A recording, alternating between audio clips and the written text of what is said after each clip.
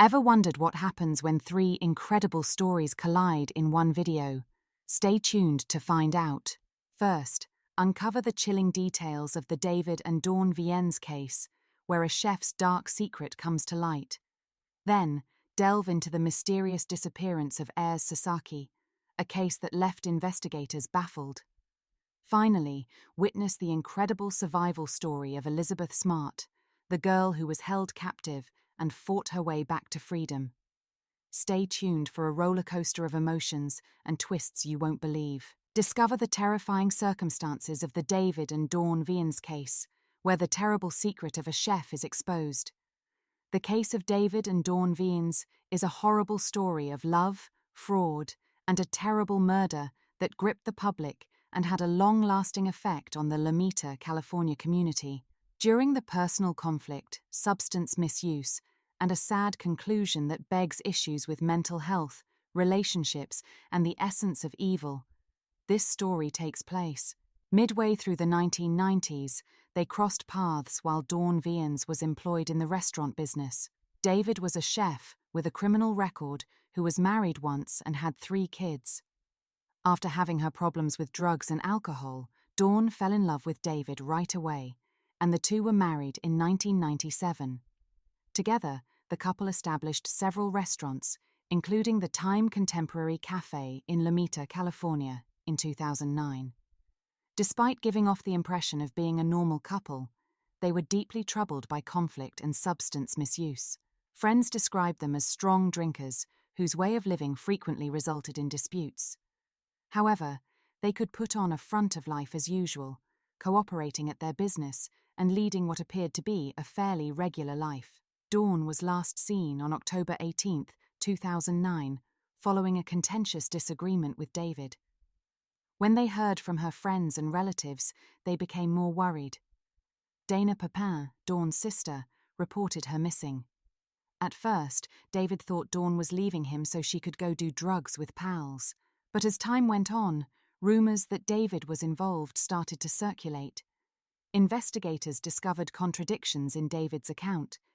He informed them that Dawn had left him voluntarily, but after weeks passed and she was nowhere to be found, the case was taken up by the police as a homicide.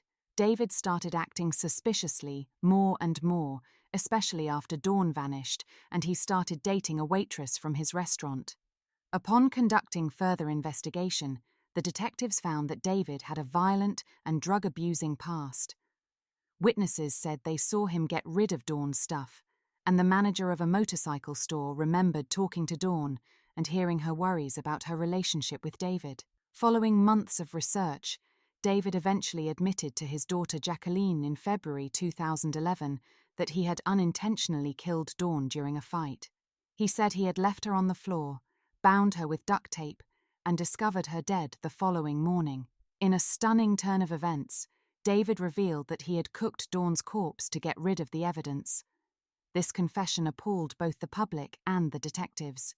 The 2012 trial for David Viens, who was charged with second-degree murder, got underway.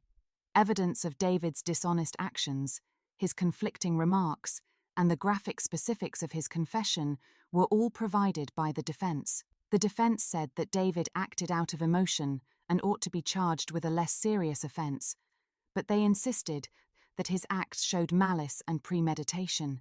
David was convicted guilty of second-degree murder by the jury after barely 5 hours of deliberation.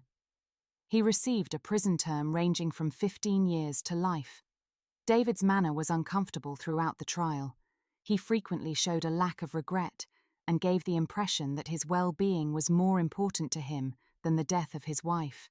The tragic story of David and Dawn Viens serves as an upsetting example of the difficulties inherent in intimate relationships and the possibility of violence. It brings up significant issues with substance misuse, mental health, and the often missed warning signs of domestic abuse. Dawn's family is still working over the loss of a dear sister and daughter, and is trying to find closure. David's acts have marred the community and sparked conversations about how critical it is to identify and treat mental health disorders, as well as domestic abuse. It is critical to keep in mind the warning signals of toxic relationships and the need to get help as we consider this heartbreaking incident. Dawn's narrative is a call to action for anyone who might find themselves in a similar circumstance, not simply one of tragedy. The chilling story of the David and Dawn Viens case highlights the negative sides of interpersonal connections. It acts as a terrifying reminder of how damaging and unrecognizably love may change. We hope that by educating people about the warning signs of domestic abuse and the value of mental health, we can stop tragedies like this from happening again. Let's commemorate Dawn Viens as we wrap up this overview and pay tribute to her legacy. The tragic death of Ayres Sasaki. On July 13, 2024, fans crowded the Solar Hotel in Salinopolis, Brazil, for a much-anticipated concert featuring the captivating singer Ayres Sasaki. The lively coastal town was a hive of activity. Sasaki, who is well known for his thrilling live shows and deep vocals, rose to prominence in the Brazilian music industry quite fast. However, what was supposed to be a joyful evening descended into a tragedy that shocked and devastated fans and family members. The atmosphere was electric as the crowd rocked to the sounds of Sasaki's most recent hits. As the crowd sang along, completely caught up in the music, horror struck out of nowhere. Witnesses stated that Sasaki approached a fan who was drenched in water during an especially spirited portion of his performance, an uncommon sight at a concert. He stretched out to embrace the fan in a spontaneous act of bonding, but just then, a nearby electrical cable malfunctioned, shocking him to death. It all happened so fast, one concertgoer recounted, still shaken by the memory. One moment, he was singing, and the next, he was on the ground. It was surreal. Fans cried and ran to aid, causing chaos to break out. Although medical workers arrived quickly, Sasaki was declared dead shortly after, despite their best attempts. The news quickly went viral, and as followers tried to process their idol's passing, shock gave way to sadness. Ayres Sasaki was a multifaceted person with aspirations that went beyond the stage, in addition to being a gifted musician. He was born in São Paulo and had studied architecture, but music was his real love. He had developed his skill over the years, taking cues from modern music and Brazilian rhythms.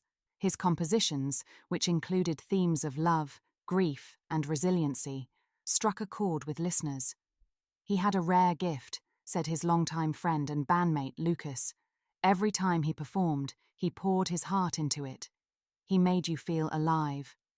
The news of Sasaki's tragic death sent shockwaves through the Brazilian music community.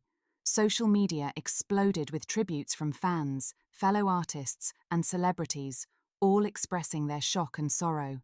Hashtags like #RIP Ayres Sasaki trended as people shared their favorite memories and songs, celebrating the legacy of a man who had touched so many lives. His wife, Mariana, who had stood by his side through thick and thin, shared a poignant message on social media.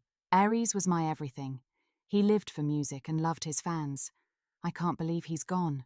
The couple had celebrated their first wedding anniversary just months before his untimely death, making the loss even more devastating. In the wake of this tragedy, questions arose about safety protocols at live events. The Solar Hotel, where the concert took place, issued a statement expressing their condolences and pledging full cooperation with the investigation.